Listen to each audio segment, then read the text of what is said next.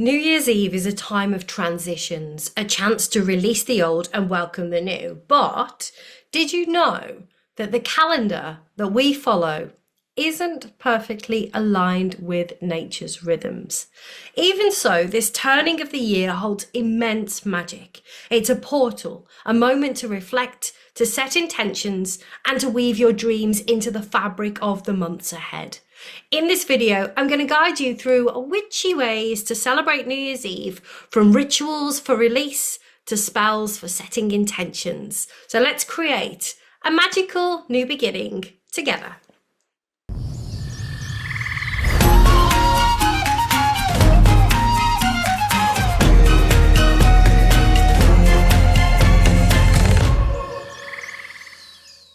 Welcome, welcome. It's great to have you here. I'm Emma Louise Dyson. You're watching The Wild and Untamed Way. Here we explore shamanic witchcraft, earth medicine, and living in harmony with the changing of the seasons and the wheel of the year. And today we are diving into the magic of New Year's Eve.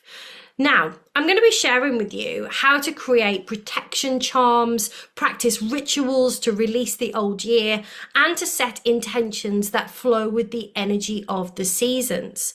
If you've ever felt like New Year's resolutions don't quite stick or align with how you feel, this video is for you. So let's explore how we can honor the turning point in a way that feels really meaningful and also really magical. I want to start by saying something though. For me, the start of the year doesn't feel like January. For me, the start of the year is March, when spring begins to stir and new life starts to emerge. Historically, this actually makes sense too. Hear me out. The original Roman calendar began in March, aligning with the spring equinox and the renewal of nature. And you can even see traces of this in our current calendar as well. It's out of alignment. Months like September, October, November, December, they are named after their original positions. September being the 7th, October being the 8th, November, Nov, the 9th, December, Dec, the 10th, right? But with the addition of January and February, these numbers no longer match their names. And yet this calendar is what we live by. That's why January doesn't feel like the time to plant seeds or to launch into big new beginnings. It's still winter, a season of rest and reflection and quiet preparation as the earth gathers her strength beneath the surface. Forcing growth during this time of year often feels really unnatural, and this is why so many New Year's resolutions fail. It's not about your willpower or your motivation, it's about alignment with the energy of the season. And in my last video, we explored the concept of wintering, and I spoke about this in much more depth on how to embrace the rest and the introspection during the winter. And this allows us to really regenerate and to prepare for spring renewal. If you haven't seen it yet, I'll link it here so you can explore the beauty of wintering a bit more deeply. But even within the framework that we have of this misaligned calendar, there is still magic to be found.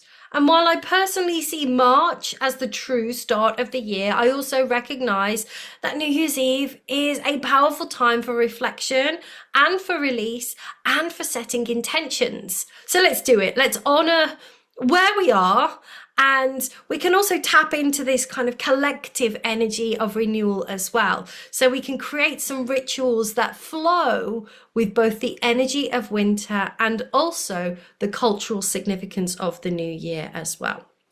Before we step into the energy of the new year, it's important to honor and to release what the past year has brought us. Reflection and release are really powerful acts of magic, clearing the way for fresh intentions and for new beginnings. One of my favorite ways to release the old year is through a very simple gratitude and release ritual. Here's how you can try it as well. Very simple. Begin by setting up a quiet, sacred space. Light a candle, maybe white for clarity or black for release. Take a moment to reflect on the past. What are you grateful for? What lessons did the year teach you? Write these down on a piece of paper from a space of gratitude. On another piece of paper, you can write down what you are ready to release. Any habits, any fears, any old energies that are just no longer serving you. And then when you're ready, one of my favorite things to do, I talk about it a lot, but basically you burn that. So you can safely burn the paper with your releases in a fire-safe bowl, visualizing those energies transforming into ash and being carried away into the ether. This ritual is not just about letting go though, it's about honoring the lessons and the growth that have come from these experiences throughout the year. And if you want to deepen this process, you might also want to incorporate cord cutting into your practice. Cord cutting, a really powerful way to release those energetic ties to people, to situations, or to patterns that no longer align with your highest good. And I've mentioned this in other videos, but I have a dedicated video on 3 ways to cutting energetic cords, which I'll link, and also a cord cutting alchemy kit, which includes a full moon ritual, a meditation, and a workbook. It's free. It's an amazingly wonderful tool that can help you to clear those old attachments and enter the new year with fresh energy. So I'll also link that as well if you want to download that bundle. Releasing the old year creates space, and it creates this space for what is to come, and it allows you to move forward just feeling lighter and freer and more aligned with your intentions. And as we release the energy of the past year, it's just as important to protect ourselves and our spaces as we step into a new one. Protection magic really helps to create a safe and a supportive foundation for everything that we want to cultivate in the months ahead. One really simple way to do this is by creating a protection charm or a protection ward for your home. Here's how you can make one. Gather any materials that you want. Herbs like rosemary and sage and bay leaves are really protective. Also protective crystals like obsidian or black tourmaline. And get yourself a small pouch or a piece of fabric to hold them. As you assemble your charm, add in all of your components, you're going to visualize it forming this beautiful protective shield around your home, around yourself. You could also add a sigil or a symbol of protection, something that is meaningful to you. And then once it's complete, you can then hang your charm by the front door, keep it in a sacred space, or even carry it with you as a personal talisman. For a deeper layer of protection, you might create a cleansing and warding ritual for your home. Start by cleansing your space with sacred herbs. You can use the smoke from rosemary or cedar, whatever works for you. I like to use native herbs for me here in the UK, but this is going to help to sweep out any stagnant energy. You could also do this with a broom or with a feather, right? And then what I would recommend you do is seal the entrances of your home with a protective oil or even a sprinkle of salt.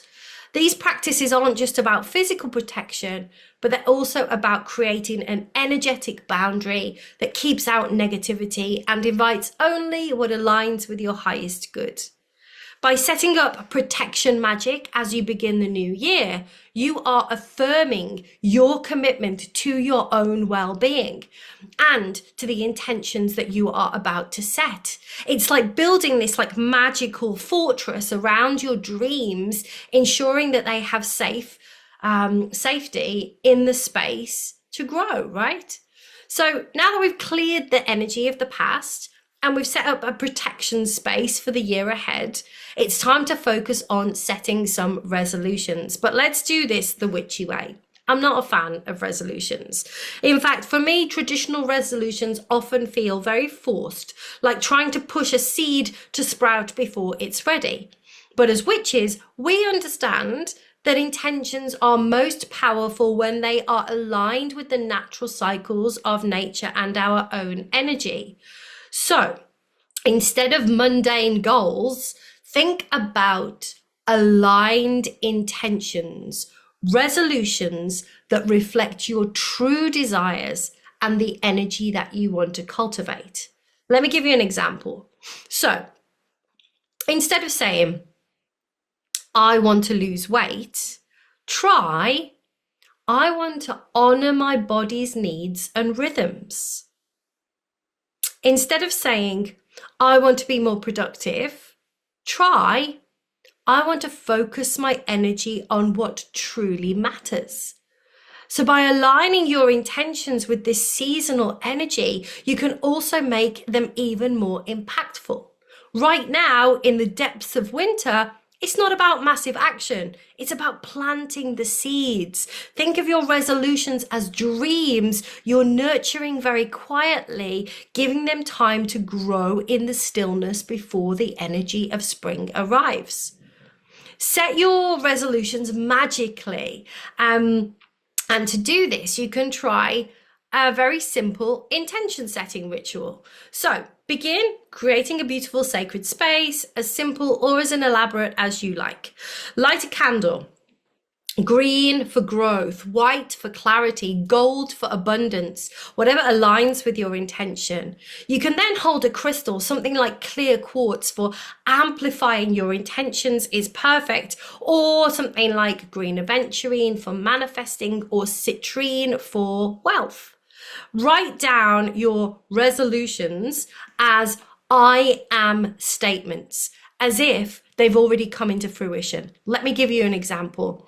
I am living in alignment with my truth. I am surrounded by love and abundance, right? That's quite different to I would like to be abundant, right? It's I am. You're saying it in the present tense. You're affirming it. And then once you've written your intentions, fold your piece of paper. I always say fold towards you if it's something that you want to call in, fold away from you if it is something that you want to repel. And then you can place it on your altar or in a sacred space. You can even seal it with wax, or you could tie ribbon around it to also symbolize your commitment. Remember, resolutions aren't about perfection. Perfection doesn't even exist anyway. They're about alignment. So when you approach them as intentions rather than rules, they become living, evolving goals that grow with you throughout the year. And to enhance the energy of your intentions and your resolutions, you can incorporate spell work. This can be a beautiful and powerful practice just to kind of enhance everything that you're creating. Here are a couple of simple spells that can really help you to set the tone for the year ahead. First of all, an abundance spell. Who doesn't want more prosperity in their life? So you could try a charm bag spell. Gather some ingredients like bay leaves, cinnamon sticks, a coin, a note, some green or gold crystals such as citrine or pyrite, and then you can place these items into a small pouch or a piece of fabric. And as you assemble, again, really important, really focus on your intention for abundance and growth. Carry the charm with you then, or you can place it near your workspace to really keep that energy flowing throughout the year. The second spell you can do is a love spell. And this is going to really help to maybe deepen self-love or to really cultivate a very harmonious relationship. This spell is perfect. So it combines rose petals and maybe pink or green crystals like rose quartz or aventurine. You could also use mistletoe. Oh my gosh, mistletoe is perfect for any kind of love magic. And again, I've done a whole video on mistletoe magic a couple of weeks ago. I'll make sure I link this somewhere in the video as well. You could then add a couple of favorite drops of your favorite essential oil, something like rose or lavender. Again, we're adding these layers of energy, and then create a charm bag and place these items on your altar. And you could then repeat your affirmations like, I am surrounded by love and harmony, or whatever feels right to you. Another great spell we can do is a clarity spell. So if you are seeking focus or direction for the year ahead, try this candle spell. Use a white or a yellow candle and inscribe it with a sigil or a symbol that represents clarity to you, right? You can create your own sigils, or you could just write a symbol, anything that looks like clarity to you.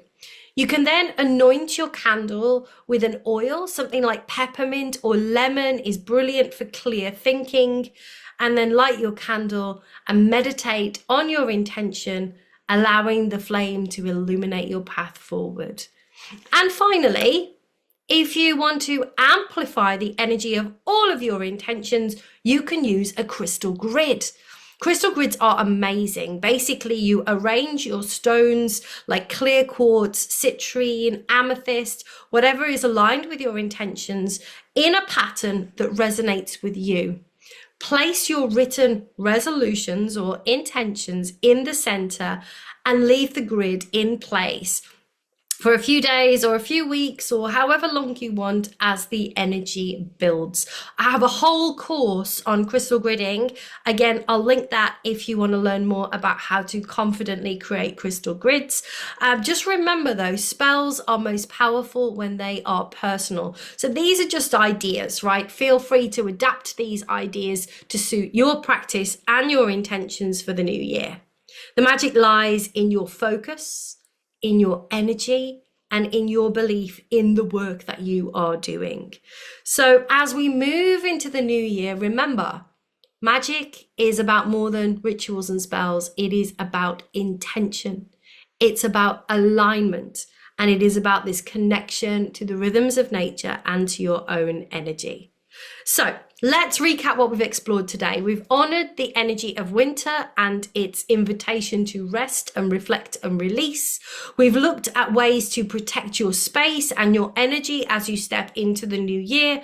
And we've explored how to set aligned resolutions that resonate with your truth and the cycles of nature. And we've also shared a few ideas for spells to really enhance abundance, love, clarity, and focus for the months ahead.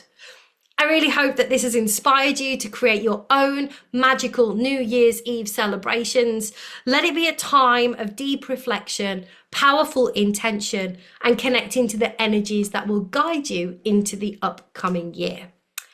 Before we part though, I'm excited to share with you that enrollment is now open for the Wild and Untamed Mystery School. This is a year-long deep dive into shamanic witchcraft and earth medicine, and it is designed to really awaken your magic and to guide you on a transformative journey.